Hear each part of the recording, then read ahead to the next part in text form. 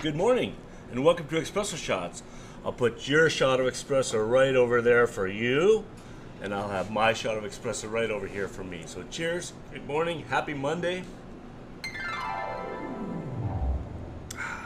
A little bit of blue sky espresso with a little bit of fresh local maple syrup added to it. Lovely.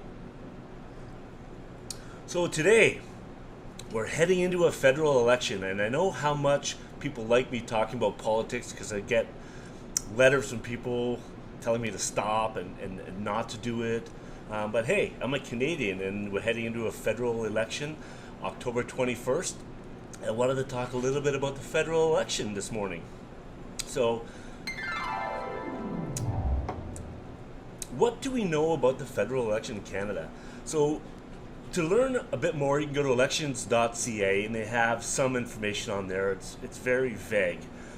Sent a message to Neil Kudrinko this morning saying, hey, what region are we actually in? If I was going to run under a political party, what region are we actually in? So we're in the Leeds, Grenville, Thousand Islands, Rideau Lakes, which is the LGTIRL region.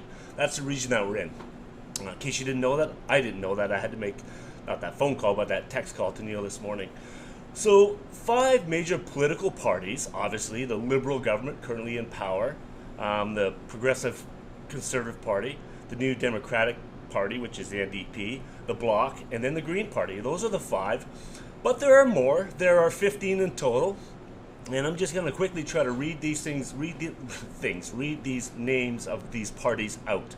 Because I'm sure everybody that has taken the time to do this has some agenda behind them, or some moral compass, or some reasoning that they're doing this. So we have the Animal Protection Party of Canada, we have the Bloc Québécois, we have the Christian Heritage Party of Canada, we have the Communist Party of Canada, we have the Conservative Party of Canada, which is right under the Communist Party of Canada, the Green Party of Canada, the Liberal Party of Canada, the Libertarian Party of Canada, not to be confused by Liberal, very different, the Marijuana Party, the Marxist-Leninist Party of Canada, the National Citizen Alliance of Canada, the New Democratic Party, the Party Rhinoceros, well, we'll call it the Rhinoceros Party, the People Party of Canada, which is a PPC, and the Progressive Canadian Party.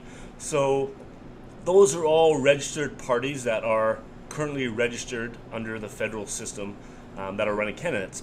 So when I did a quick Google, if you go to Elections Canada and type in your postal code, it'll tell you who's running in your area, what's going on in your area. So as of today, there are no candidates that have been officially confirmed in your electoral district. So in our electoral district, there are no confirmed candidates yet.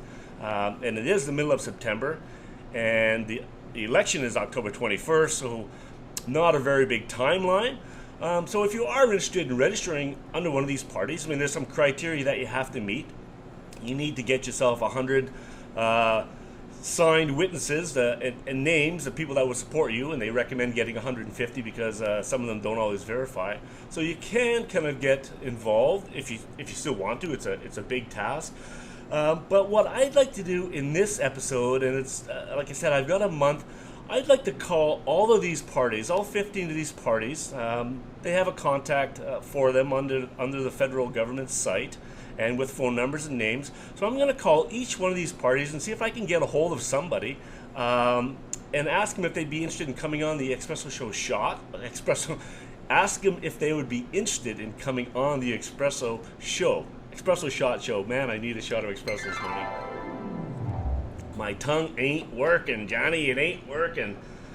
Anyway, I'm going to call them, and I'm going to start by the Animal Protection Party of Canada. Liz White is the representative for that party, so I'm going to call her.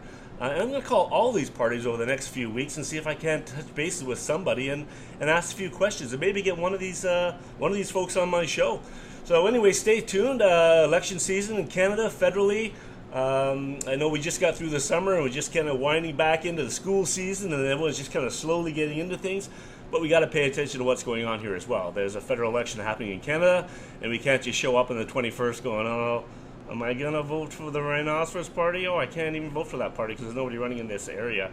Or am I going to vote for the Progressive Conservative Party. Who am I voting for? And who's running? Who's going to be on your ballot when you go in and check that off? And do you know where you're voting? Do you know how that's all working?